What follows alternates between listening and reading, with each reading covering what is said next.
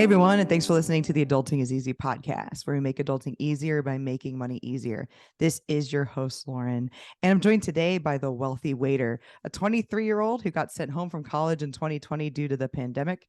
In short, he started packing takeout orders, and a year later, he was making $2,000 a week as a server. Through relationships built in the restaurant, he was able to partner up to qualify for loans.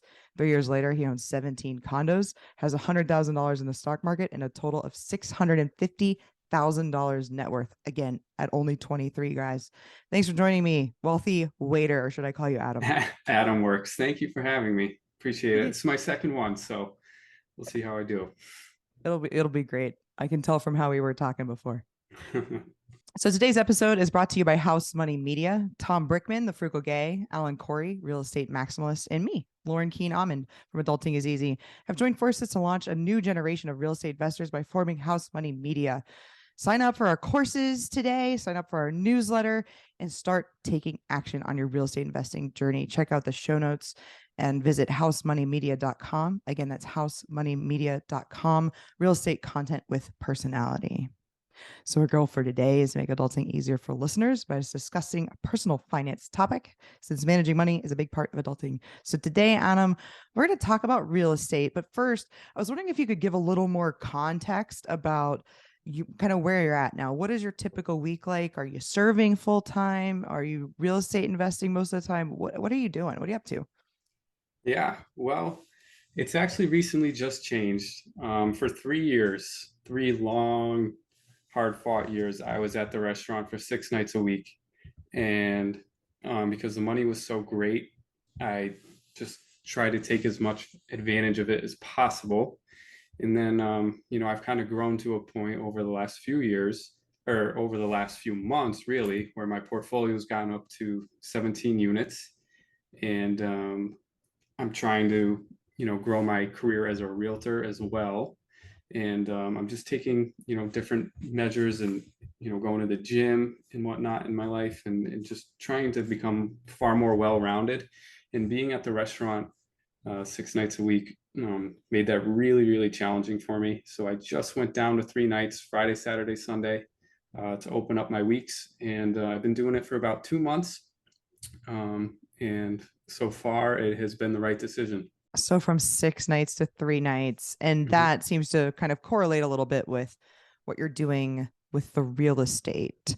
So we heard in your bio that you built these relationships at the restaurant. Yeah. How does that work? Do you have any like networking tips for us? Yeah, I've learned you never know who you're talking to. And you could talk to somebody for 3 years, and in that third year, then the opportunity will present itself. That just recently happened to me. I'll briefly get into this because it is a rather long story. But in the 17 units that I own, I have a good percentage of those are housing programs such as Section 8, state funded.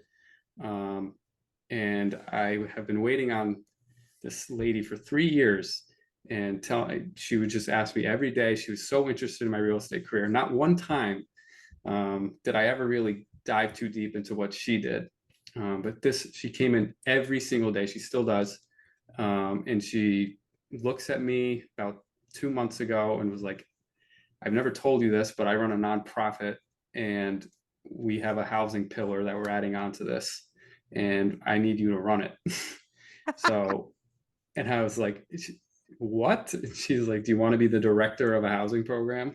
She's like, I love everything about you. And I am, and it's on my own time, and it's amazing. So, I mean, that gets back to networking and in relationships. It's just about providing others with value. I think the gentleman who gave me a chance to buy a first condo with him, we wouldn't be up to 17 together had I not provided value along the way. So I just take advantage of every opportunity. I'm nice to everybody. I smile, and you'd be surprised working in a restaurant. People are generous, but they're very caring. A lot of people. I can't tell you how many times I've been asked about what else I do, where did I go to school, what do I want to do, etc. It's really it puts a good taste in my mouth about humanity. That's I guess awesome. you could say, and it's something I hope to be able to give back to others one day too. I'm so glad to hear that because Yeah. I think, at least online, from my perspective, I see a lot of servers being treated poorly. And so it's Yeah. nice to hear that there's some lovely folks out there who Yeah. are asking you questions about yourself. And I think the lesson here, and we hear this all the time, but it bears repeating, let people know you're a real estate investor. Work on your personal brand and let people know you never know where your next deal is going to Absolutely. come from. Absolutely. To tell people all about yourself. Who cares? If they don't like you, they don't like you. And in what I do in serving tables, more than likely, I'm only going to see them one time in my life, with the exception of some people, of course. But so what do I have to lose? I'd rather have them know I'm a realtor than not, because who knows who that can spread to or what that can become. Why did you choose condos with your partner? Of all, I mean, you could do Yeah. commercial, you could do single family, you could do Yeah. multifamily condos, manufactured homes. Why did you choose condos? Yeah, well, I really try to push this point across, especially to everybody listening. The barrier to entry in condos is significantly lower than a commercial property or a single family home or an apartment building. When people think real estate, they think that they need a significant sum of capital in order to get started, and that's certainly not true. Like I said, partnering is a major option that can cut your costs in half. So I highly recommend exploring that. Try to get a partner who is going to be able to make up for areas that you lack in, right? So if you're good at one thing, have a partner that's good at another thing. So that's kind of why I've had such a great run so far over these last few years. Can you say a little more about that? What is it that you're bringing to the table and what is it that your partner's bringing to the table?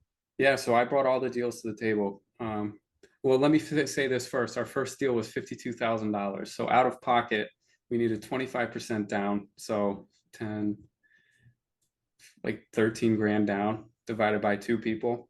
I'm not saying it's easy to come up with $6,000, but it's much more likely that the average listener is gonna be able to do that than coming up with something like $60,000. My partner owns a property management company of their own, and that management company has a maintenance team. So he had the easiest route of accessibility for me to getting units rehabbed and fixed. So essentially all I had to do was chase these units. Um, and the thing with the condos is only so much can go wrong. When you own a condo, you only own what is inside the walls. So I own refrigerators, countertops, cabinets, flooring, walls, and doors, and that's it. A lot of them, I don't have a furnace to worry about. So we are yet to, knock on wood, we're yet to run into a situation where we've had to come up with a major repair. So this, and my partner is very confident in his maintenance team, and he's definitely has a far higher net worth than me. So he gave me the green light on being able to offer on condos that we haven't seen yet, and that's ultimately what led to getting up to 17. I'll get into it a little bit more. I would buy Mojo Dialer, just Hmm. by emails and cell phone numbers, and I would specifically cold call out of state absentee owners. That's a hack right there. Anybody can do this. I spent $75 a month on the triple dialer and the data. I would sit in my room all day before work serving tables, and I would just call, call, call, call, call. And I was picking off condos literally a year ago today for $70,000 that are worth 140 right now. So that's kind of the value I've been able to provide. And I've carried that over into doing things like email marketing, direct mail, and I just want to increase the channels of marketing. The most bizarre thing happened in this condo that I now live in. So, also, let me say this: I owned 17 condos before I moved out of my house. That's a sacrifice that a lot of you are going to have to make. I did everything I could to save every single penny to get started. Um, but I had somebody slide a note under my door who lives in my building and says that they've heard, I have no idea who this person is, that I like to buy condos. And I don't know about your real estate market right now, but anything is like a gem and really, really hard to find. There's no deals on the MLS in our market. And so I ended up literally buying the unit right above me from a note slid under my door. Okay. So here we go. I love this. Number one, live with your parents for a few extra years, Absolutely. right? I agree with you on that. I mean, if you can't do that, some people can't. Live with some roommates, do what you need to do, sacrifice a little bit. I mean, at least for me, when I was in college, I was pretty frugal. I always say, take a couple more years and stay frugal. I love the Absolutely. hustle. I love the hustle. You did basically cold calling, which as someone who was in sales for 10 years, I not the best thing in the world, but the hustle. I mean, you can bring money, you can bring deals, you can bring hustle, you can bring know-how in terms of renovations and things. You can bring connections. There's a lot of things that you can bring to these real estate deals, and you're bringing the hustle and the deals. And again, we're hearing about the branding as well.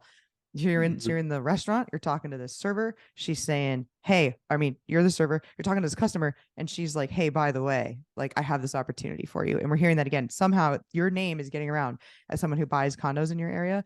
Yeah. And just to answer your question there a little bit about what's going on in my market, my last deal, our neighbor said, hey, those people are selling their duplex, because she saw that we had bought and renovated a small multi. She's like, maybe you guys should check that out. So it was an off market Yeah. deal. So I mean, that's so important. And I don't mean to, run away with this myself. I Yeah. just wanted to highlight all of those things because that's fantastic. Yeah. Life is a ripple effect. It compounds, your relationships compound in everything you do. From sports to dating to the workplace. The more people who know who you are and what you do, the better. Hence why that happened to you. If your neighbor had no idea you were into real estate, then that deal never would have happened, right? And each one it's a championship win. Every time I get one, I'm just so excited because I'm one step closer to where I want to be. So I also wanted to talk about the condos and what you own versus what you don't own. I mean, the big thing that Yeah, you don't need you don't have roofs, right? Like, that's not on you, but there's a cost for that. There's a financial cost and there's a freedom cost with HOAs. So I was yeah, just wondering if you could talk a little bit about that. Because some people, and we talk about this at House Money Media often, to stay away from HOAs. So I'm interested to absolutely. get your take on that. Yeah, I am the opposite. Join HOAs. Here's the thing: if you're gonna own condos and complexes, you have to join the board. If you want to put a stop to an increase in HOA fees, then join the board. And when you join the board, you get everybody's contact information and everybody's going to know who you are, especially if you're like a smart guy or good or girl and you're like, just be likable. I've lived here for 5 months and I can't make it back to my room, to my condo without being stopped in the hallway by somebody. And that's just like what you have to become. And that's what ultimately is going to lead to more deals. So every board I've been on, I'm on 3 boards. I'm the president of 2 of them. I've lived here 5 months. I'm already on the board. Now I know nothing's getting by me. I'm in control. I trust myself. There's 3 or 4 other people who, you know, listen to my input and what I have to say, and so therefore I feel much safer about what happens in the HOA. And it's a job that nobody wants. You go to a board meeting and ask to be on the board, you'll probably get on the board. I didn't do anything special to get on. You just raise your hand and show up. Half the meetings we go to, there's nobody here. So I mean, look what all that's done for me in 5 months. What's the time commitment to be on a board? How many meetings are there and stuff like that? Most of the boards meet once a month. These laws differ by state or vary by state. It's interesting here. The 2 other boards I'm on, I never do anything or put any attention to. I just go to the meetings once a month. And then the board here where I live, which is we have a pretty big problem here. And I'm trying to solve it. So we have a dam at this complex, and the dam is like deep came out here and like labeled it as like the worst dam ever, like that it's gonna like just completely get destroyed, and when it does, this place is gonna like flood. Like, so yeah, it's really bad, and we have to fix it because you can't get financing here anymore. It's a Right. disaster. So what I've done is reached out to our state representative and state senator, and I have a bond request in for $500,000 to fix the dam. So that's been a progress. I was actually working on that for like 2 hours today. I've learned a lot, but if I was older, I probably wouldn't be doing any of this. It's just like more relationships. I hope to be able to like pick up my phone one day and be able to call any government person to get stuff done. So that's kind of why I did it. But yeah, other than that, none of them have really taken up too much of my time. And then when I get this through and we fix this dam with the money that I raised, then, you know, when people go to sell, I hope they sell it to me. That's really it. Or I get a listing out of it. That's awesome. I love that. Yeah, you can Yeah. get kind of both sides of the deal. Right. So you're serving 3 nights a week. Yeah. You're a real estate investor. You're a director of this organization. You own, at least in partnership, 17 condos. What is your current financial situation? Like, are you technically financially independent? Like, do you have enough cash flow that you don't even really need to be a server? Yeah, absolutely. Which is pretty, you know, crazy to say at 23, but it's good money for 23. But, you know, I hope to have, you know, like a family and kids and a beach house one day, right? We all have aspirations. There's reasons why I do it, and they're not selfish reasons. So as long, you know, as I can continue to keep doing it, I'll keep doing it.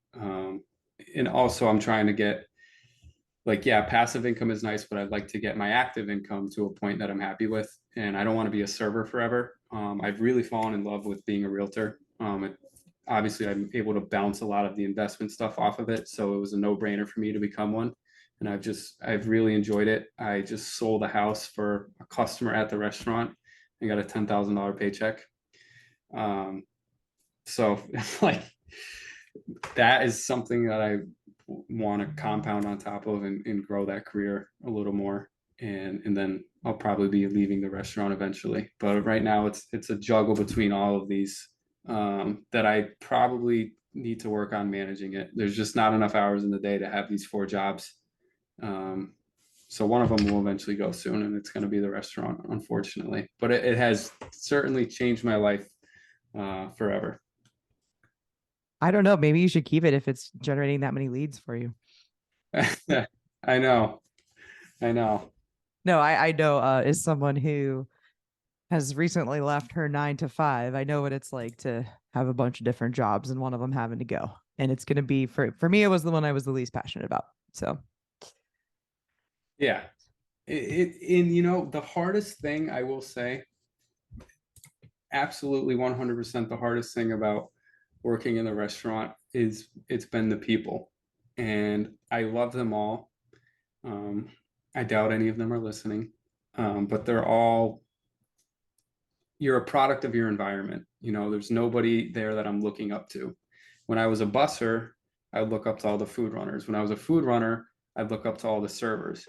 Now I'm a server, right? And I have nobody to look up to or nobody to chase or nobody to learn from. And all the other servers there have been there for 10 years and are there because we make good money. They're there as a career. And the battle I really have had with myself, which probably took me so long to go from 6 nights to 3 nights, was like, look, I'm 23. I make great money. This is so valuable right now at 23. But at the same time, it's like, I need to get into a career around people who are doing things that I want to do or in making the income that I want to make. Does that make sense? it does. So do you recommend the service industry for people? Like as a if Absolutely. they as a side hustle or even a main hustle, make really good money while you're young, but you've got to know the when to get out, it sounds like. Absolutely. I couldn't recommend the service industry more. I've learned more skills there in a restaurant than I have in school or in anything else that I've done in my life. The number one thing is being able to talk to people. If you don't know how to talk to people, then you're not going to be good in business or entrepreneurship. And it taught me the customer's always right. There's times where I want to absolutely kill people, but I can't. And I just have to smile. And then looking back at it, when that moment's over with, I'm like, I'm glad I gave them what they needed because that's my job. And that's something I would have never developed had I never gotten into the industry of serving tables. So I value it. I think I can provide any service top notch because of what I've learned there. So do you think anybody can do what you've done? Yeah, I can. I can because I've made a lot of sacrifice. It's more of a mental game than it is a an ability game. I don't think anybody listening to this has less skills than I do. I walked in there 3 years ago. Um, I got sent home from school for COVID. I had never worked in a restaurant before, and I started just like delivering groceries for Instacart 3 years ago, 3 freaking years ago. And that's all I was doing during the pandemic. Then my aunt happened to be serving at this restaurant. She was begging me to come in. She's like, Adam, nobody wants to work. We were closed, but we were doing takeout orders only. She's like, will you come pack takeout orders? Everybody's afraid of COVID. And she's like, she asked me because I was in a grocery store every day doing Instacart.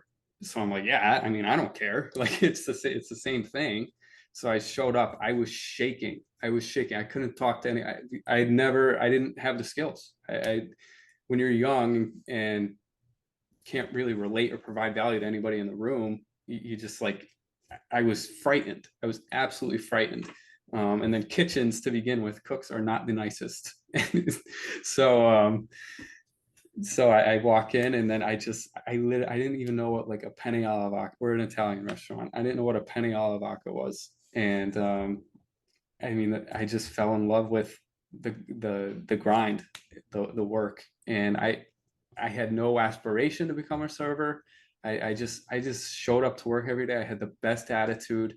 I was just so reliable. It's really easy to stand out in the industry because there's so many screw ups in there. So I showed up every day and I gave it my all. And then within a year, I became a server and started making all that money. And then that led to me being able to talk to people. Then that's ultimately what got me into real estate. So it's just progress on top of progress on top of progress. When you see somebody who's doing more than you or making more money than you or has better skills than you, they were you at one point. They were absolutely in the same shoes that you were 99% of the time.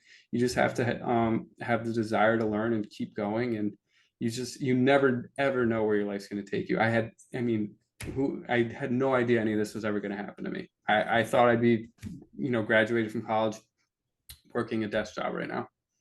If you asked me that in 2020, my sophomore year of college, that's what I would have said. So I've heard this referred to as stacking skills. So perhaps you go to college, maybe get like a marketing degree, and then you go somewhere and then you start writing, and then you do something, maybe you get into sales and you learn to talk to people, and you're just stacking all of these skills on top of each other. And some people call that, compound growth, get 1% better every day, which mathematically is not really possible, but that's the idea. And then I was just going to say too, what you said about showing up, working hard, and that helps in, as a service industry professional, that I think you're going to be head and shoulders ahead of anybody in almost any industry if you show 100%. Up and work hard. I mean, it's sad, but it's true.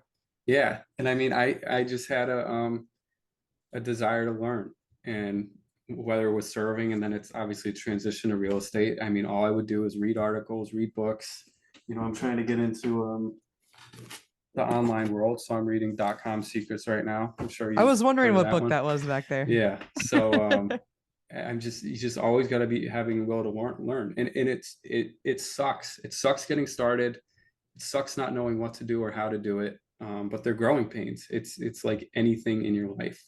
So if you want to make a lot of money, and I don't really like to say that I do, but if you want to do amazing things, then just have a significant desire to be great. Yep.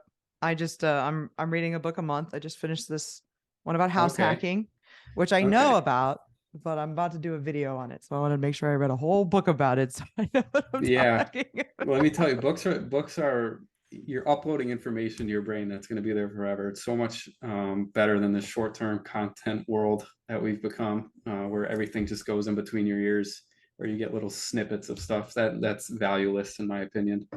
Yeah, I'm a huge reader. So I have one more question before we wrap up. How much should people tip? I've gotten a $700 tip before and a $500 tip. 25%. I tip 25% because I'm in the industry. If you tip 20%, your server is going to be happy with you. but always take care of your server. And I've give that back in, you know, any service I get when I go to Dunkin' Donuts or for a car wash. Now I feel like I'm obligated to, that I have to tip people. But 20% is the norm. And I Okay. hope everybody does that. I had to ask. So is there anything else you want to add, Adam, before we wrap up? That will be it. Thank you for having me on and giving me this opportunity. It means a lot. Yeah, absolutely. So tell people how to get in touch with you. Yeah, you can follow me on Twitter at InvestorWaiter. I'm on there right now, just kind of sharing all my secrets and my experiences on a daily basis in the real estate world. Just stumbling into stuff every day. So there's never a dull moment on there. And Twitter is a great platform. I highly recommend everybody gets on it before it's the next big thing. I agree. So if you guys like this episode, you may also like episode 111, where I interviewed Barbara, the author of the book Tipped, which is about how service industry professionals should manage their money. And you guys, I'm on Twitter at Adulting is Easy. I'm on Instagram at Adulting is Easy Real, YouTube at Adulting is Easy. Follow, like, subscribe, do all of that. It means so much. Thanks again for listening, everybody. Hopefully, Adam and I have made adulting a little easier for you.